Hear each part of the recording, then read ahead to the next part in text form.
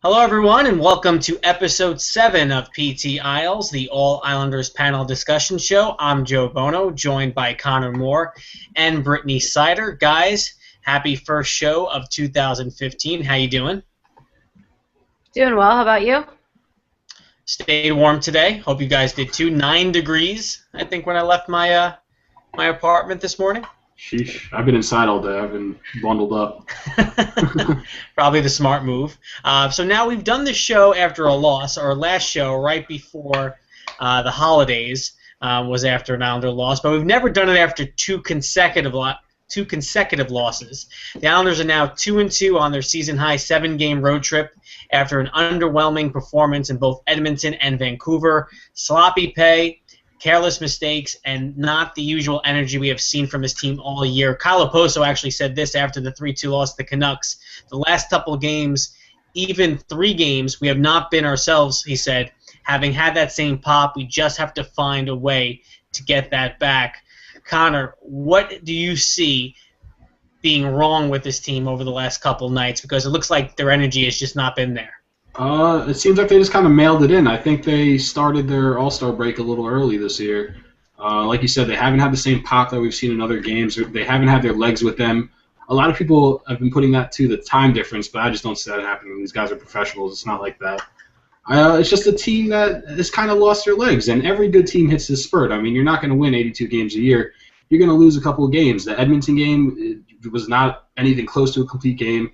You saw in Vancouver little glimpses of the team we expect to see, but like you said, it's not getting done, but it's not going to sustain. I think it's just a bad spurt that will progress over time.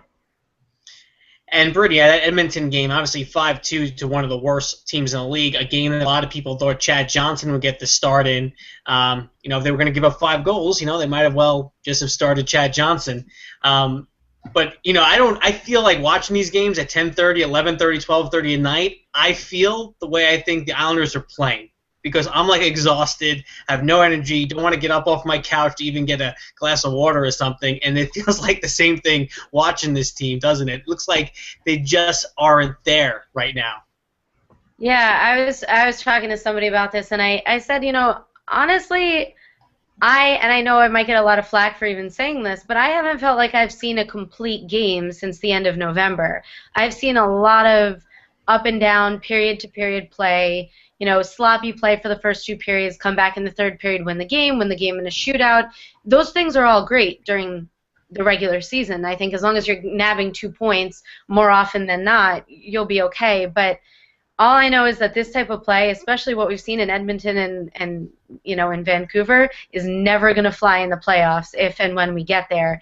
And it's tough because as fans, we're up real late, and you keep wanting to shut off the TV, and you keep wanting to go to bed, and you keep saying, oh, well, maybe they'll come back. And then when you just see them come out of the locker room in the third period with the same lack of power, you're just like, all right, I'm done. And the other night I flipped it off, and then I checked Twitter, and Grabovski had scored. So I start feeling hopeful again, and then I wake up in the morning to the loss. So it's now. Did you put the TV back on, or did you stay away? Did you think that you were the reason why a goal was scored? Way too superstitious for that. And it was strange. I went to bed, and I was like, I know that once I go to bed, they're going to score, so let me check Twitter anyway. And sure enough, as soon as I refreshed my Twitter, everyone had mentioned Grabovski's goal, and I tweeted out, I said, I'm not turning on the game. I'm going to go to bed, and I will wake up in the morning and see what happened. And the thing that's frustrating, I think, Connor, the last couple games, is the goals they're giving up. It's not like their puck possession numbers have been that bad. I know Thomas Hickey had a really bad night in Vancouver, but they're still getting more shots than their opponents. They're not giving up 35, 40 shots. So it's not in terms of the other team coming at them and just playing the entire game in the Islanders' zone. It was just a bunch of back and forth, knocking the puck around with no consistent flow or the structure and constant pressure and forechecking that we've seen from this team in the first 40 games. Yeah, I mean, speaking for the most previous couple of games, a lot of the goals against have been simple mistakes where it's just the puck goes into the wrong place at the wrong time and the other team capitalizes. Wisnowski, I think it was against Edmonton, when he played the puck behind the net, mishandled it, loses it, goes right to the slot. Boom, it's a goal right there. It's just, and the Halak play behind the net, pulling Yes, a DP, as Brittany would say, Exactly. trying to get a little too fancy. That was a goal that shouldn't have happened. It's simple mistakes that any other day it might not have ended up being a goal, but just the Islanders being the Islanders, the other team capitalized and has been working. Puck luck has not been in their favor of recent. Yeah, and listen, Edmonton has beaten a lot of good teams this year.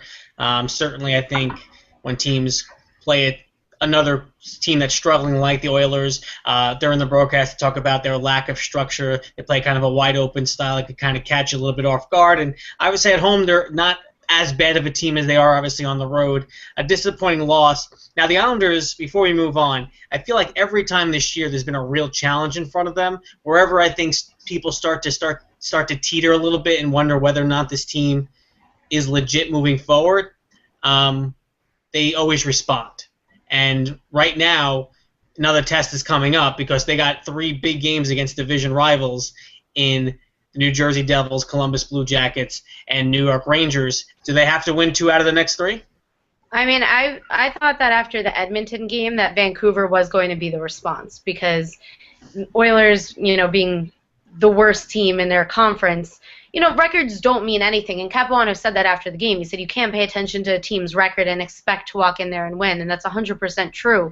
But those are 2 points that any elite team should have taken away from Edmonton. So I thought that they were going to come back in Vancouver, time difference or not, 10:30, 10 o'clock at night, whatever time it was, and come out there ready to play, ready to be. That should have been their response. And they have an opportunity tomorrow night. The Devils are playing tonight in Boston. Tomorrow night, you fully expect to be able to come out there and give that response. But if they don't tomorrow night, after 2 games after the Edmonton game, if we don't see that response tomorrow night, I think the fan base is going to start to get a little restless. I think this is their biggest test after, losing those 3 games. They were 6-2, went to 6-5. Had the Duck game and the King game next on the schedule. They responded there, won the overtime game, won the shootout game. We'll see how they respond over the next 3 games. Moving on, guys, don't you miss the days of just Brad Boyes and P.A. Parento being on the top line? Corey Conacher, Nikolai Kulemin, Josh Bailey, Michael Grabner, and now Mikhail Grabovski gets his turn to play with John Tavares and Kyle Leposko. Grabovski, of course, a former 29-goal scorer with the Toronto Maple Leafs, just 6 goals and 8 assists this season. Finally ended a very long goal drought Tuesday in Vancouver. Beautiful setup by Oposo on that. Connor, what do you think of the latest left-wing candidate for the top line? I wrote earlier in the week that I think that the spot should go to Strome, this revolving door that is Tavares' left wing. But I mean, second in line, I'd put Grabo. You want someone with some speed there. We've had Kulemin there, who's a 2-way defenseman. He can get the ponies going, but he's not that fast of a skater. Bailey is the same way. Conacher had that speed, but didn't really use it to his advantage. You need some speed like Strome, or in this case, Grabowski, who can really get the puck through across the middle of the ice and really start skating. So we'll see how it goes. I mean, I've gone on record multiple times saying that the answer to Tavares' left wing is not on this roster. So right now it's just playing who is the best guy that they can work with right now. If Grabowski turns into that guy, then so be it. But, I mean, we're not going to see any big changes until a team makes a move. Britt, would you switch out Strome or Lee and break up what either of them have done together, playing with Nelson or with Nielsen, and give them a shot rather than someone like Grabovski? No, I kind of agree with Connor on this one. I'm okay with Grabovski playing up there. I just think at this point, like Connor said, until they make a big move, we're kind of running out of guys here. So I think that if you're going to put Grabovski, who does have the speed and we know has the talent to play on the first line with Okposo and Tavares, you have to give him a shot. I don't expect to see him on the line for 2 days and just to see him, against the Devils tomorrow night and then against the Rangers and then all of a sudden swap him out again. I think you got to pick a guy who has the talent, who has the speed, can play with them, can form chemistry, and give him the opportunity to do so. So I'm hoping that whoever it is that Capuano feels is the best fit gets an ample opportunity to create some chemistry and, experience more than 2 to 3 games with Okposo and Tavares. Yeah, and it's tricky, right? Because, the guys that have been probably the most consistent, now, I want to put that in context in terms of what their expectations were. But really, Anders Lee, Ryan Strome, Brock Nelson, those guys have been consistently some of the best performers for this team all year. But really, none of those three have gotten the opportunity to play Tavares for any extended period of time. And it's a tricky situation for Capuano. Would you break up and risk hurting multiple lines for trying to get the top line going at a level that it really hasn't been at, even though, Connor, you wrote about this, even though struggling for John Tavares is a little bit under a point per game, I think everyone feels that the production still could be higher if someone else, a dynamic player, was playing alongside him. I think Capuano's mindset right now is really trying to get the most out of his first line, and then once he finds the right guy that can fit the trio, kind of work from there and kind of readjust the lines below that. It's really about getting the first line going, not taking anything away from what they're doing, because I'm not, like you said, I wrote earlier, Tavares is not struggling. If you're throwing that word around, then you should be banned from Twitter. But it's really it's focusing on getting the most out of his workhorse, and that's Tavares and Okposo. We saw last year with Vanek, they were one of the deadliest lines in the entire league, and you got to find someone that it's not going to be matched with this roster, but someone that can get him playing as close to that level as possible. And the guy responsible to figure out what lines will work and who ultimately will be on that top line and the rest of the lineup is Jack Capuano, of course.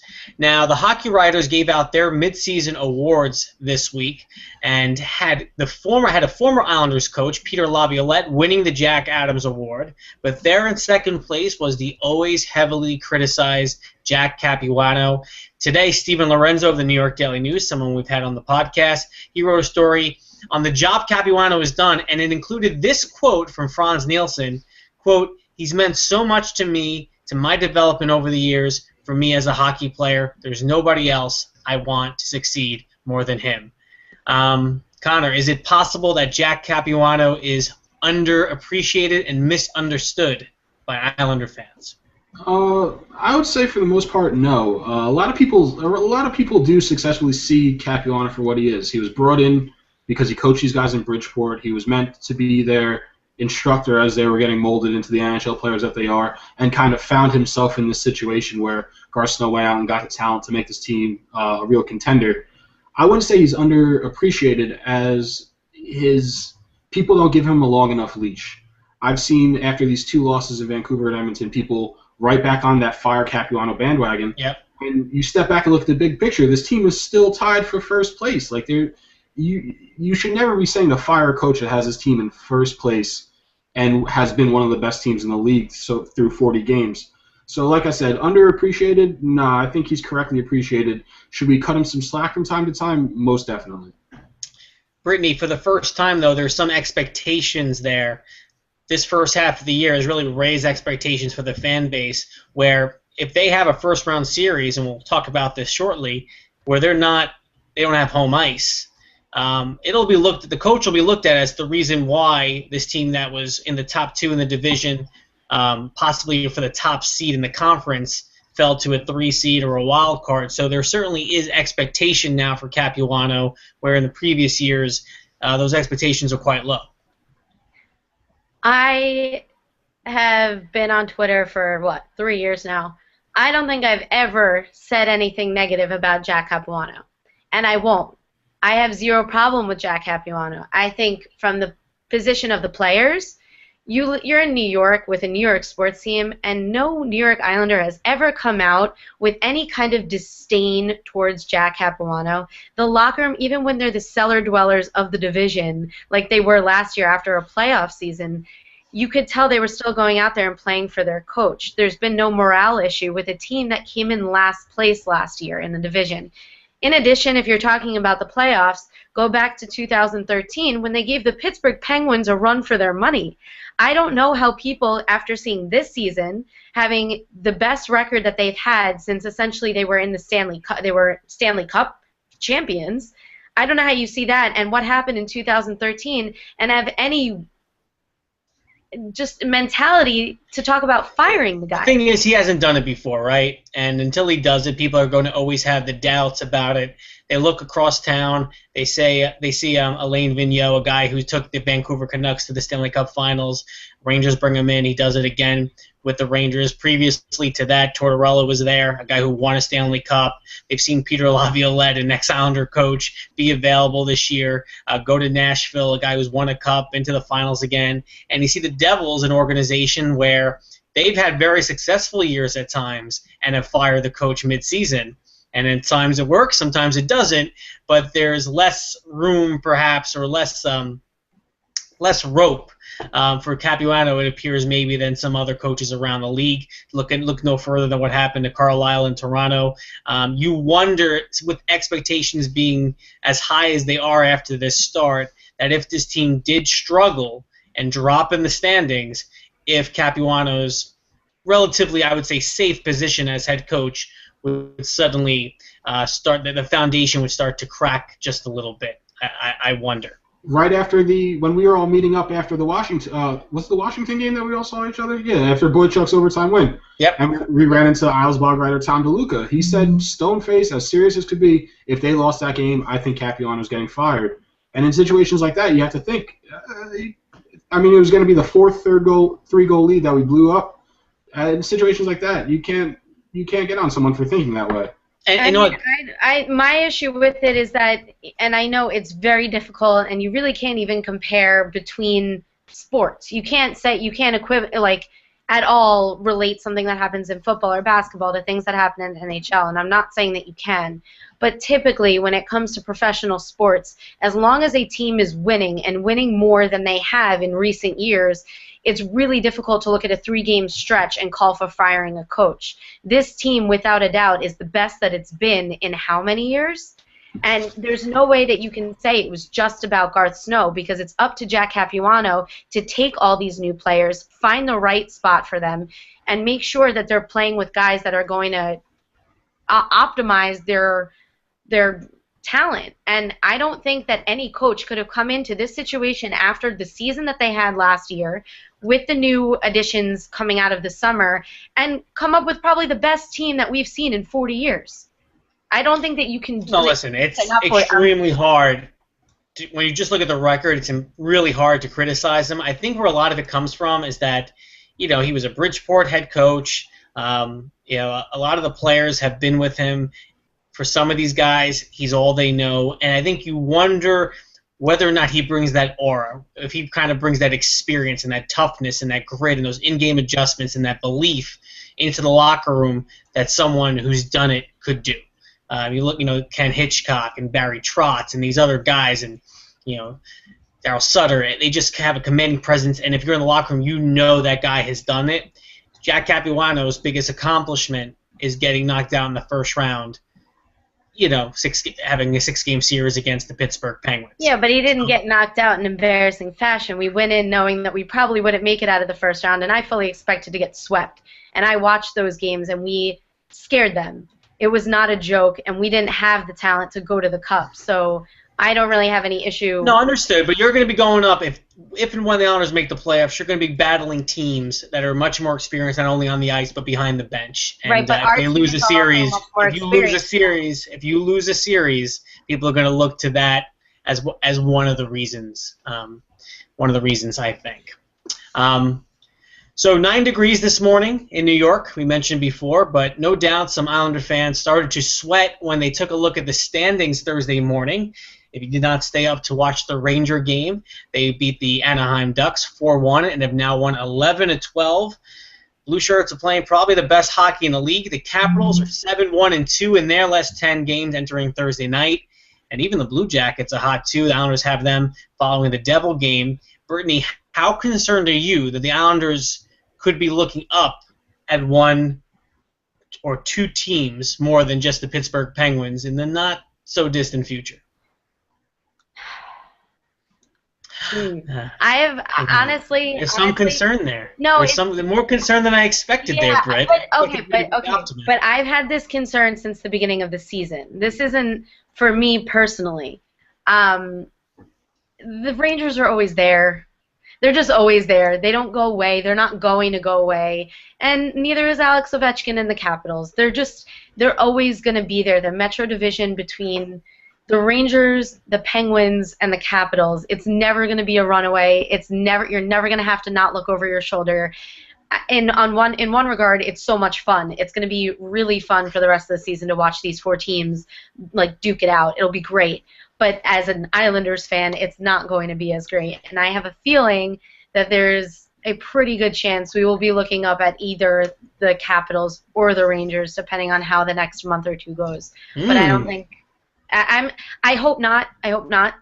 But I think it's a pretty good possibility. If they won one of the last, if they were coming off a win in Vancouver or beat Edmonton and then lost 3-2 to the Canucks, do you think we would feel differently? Do you think you're swayed by the last two losses and how they played? But I do think the games that are coming up against the Penguins and the two games against the Rangers are going to sway the way you look at it. I don't think Edmonton and Vancouver, they're moral blows, and we're not thrilled about them, but that's not really changing. I was kind of waiting for January. I knew that these two Ranger games and the game against the Penguins on the Friday night, I knew they were going to be those big turning points, and I have a feeling we're going to know whether or not we're going to be looking up at one of them besides the Penguins after the next couple of weeks. Yeah, Connor, I don't know if it's because I'm so used to just looking at the 8th seed as an Islander fan, like how many points away from the 8th seed you are. You're looking, and you're looking at like Carolina. What's Carolina doing? What's Ottawa doing? That's kind of what I've been doing for the last, I feel like, 10 years. When you look at the top 4 teams in the Metropolitan Division, Penguins, Islanders, Caps, and Rangers, and then you look at the Lightning, Canadiens, Red Wings, and Bruins.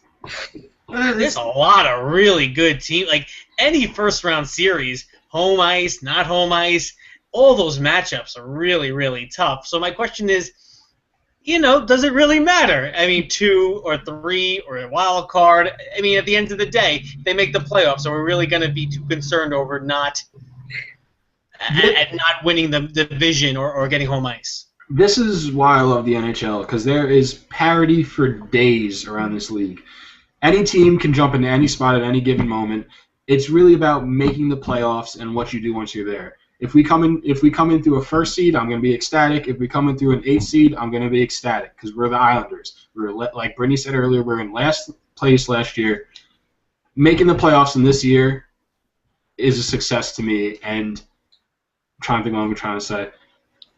Coming into these playoffs, as long as we make it and we're on a hot streak going into it, that's all that's going to matter. Where we are, I'll take it. I think we all could agree if they don't make the playoffs, Jack Capuano will not be the coach in 2015, 16 when they finally go into Brooklyn. I mean, you look at the playoff matchups right now. I mean, the 8th seed is the Boston Bruins. I mean, so your big prize for winning the Eastern Conference right now and being in first place, if you're the Tampa Bay Lightning, is taking on the Boston Bruins. So, listen. I think obviously a lot of attention is going to be looked at in terms of the standings over the next couple of weeks, especially with so many division games coming up, so many games against the Rangers, 3 out of the 4 at the Coliseum. But let's not go too crazy if all of a sudden, the Rangers overtake the Islanders. Rangers right now, 5 points behind the Islanders as we record this. They have a game tonight in Los Angeles, and they have 3 games in hand. So if they win out those 3 games, they'd actually have more points than the Islanders. But listen, they're playing amazing hockey, 11 out of 12. We can't expect, or probably even Ranger fans can't expect them to play at that clip all year long, the same way the Islanders couldn't keep up the pace they were playing there in November and early December. So just to wrap up here, our last topic. So all week, we at Isles Blog have been counting down the top goals of the first half of the season. We were all present for number 6. We mentioned it before, Johnny Boychuk's OT winner on the power play versus the Capitals. But I ask, we'll start here with Connor, what was the best goal you've ever seen in person? You guys were motioning for me to mention the Bates penalty shot, and it's certainly up there. It's probably one of my favorite goals of all time, but I decided to switch it up and go with a goal that I saw. It's February 24th, 2012. I had to check the date before the show to make sure I was correct. I didn't look like an idiot. Against the Rangers at the Coliseum, Tavares has the puck behind the net, makes a little left-right move to fake out Baron. Baron goes to the right side. Tavares goes to the left side, passes it to Molson right in the short slot, bats it home. Place went crazy, ended up winning 4-3 in the shootout. One of the nicest goals, one of the smartest hockey moves I've ever seen Tavares to fake Baron to one side of the net and then pass it on the other side. It was beautiful. Do you think we can actually find that on YouTube, that goal? Or Oh, is without that just embedded in your memory and no one else's? I actually had to look it up. I'll tweet it out later so people know. It's a good goal. It's a great goal. A good Molson memory. Brittany, do you have a more known best goal that you were in person for? Joe, you and I had talked about this a few days ago when we were reminiscing about our favorite moments at the Coliseum, and I was really going to go with a goal from the 2013 playoff series. It was either going to be Tavares or Cizikas in that the game where they tied up the series. I was at the glass, losing my voice, losing my head, losing everything that I possessed in my body. But honestly, I have to go with the Johnny Tavares overtime goal from November 26th against Washington Capitals. Thanksgiving Eve. Thanksgiving Eve. It wasn't even the goal. It was the moment that they had won the game, that Alex Ovechkin had tied up twice in a month that they went 10-2, in a month that they normally go 2-10 if they're lucky. And the Coliseum felt more electric, more maybe as electric as it did for those 2013 games. It was unbelievable. I was in the photo with my hands in the air, screaming my heart out that he had won. And I mean, you could see Tavares felt the same, dropping immediately to his knees as that puck went in the net. It was just a feeling. You had to be there. You had to understand what it felt like at the end of November. And it was just a great wrap-up, and it was an amazing feeling. Not too much better than overtime winners at home, regular season, or playoffs. I'm going to mention two goals, actually. So probably the biggest milestone goal I've ever was in person for was a game in October of 1997. Oh my God. You're getting on me for goals people don't know about. No, people know about this goal. It's a milestone goal. It was Mario Lemieux's 500th career goal. And it happened against the Islanders. He beat the immortal Tommy Soderstrom, excuse me. You remember Tommy Soderstrom? He wore the big face mask in front of him. That's a name I haven't heard in 4 years. I was also in third grade, Joe. I was in third grade. I was 5 years old. Jeez, all right, continue.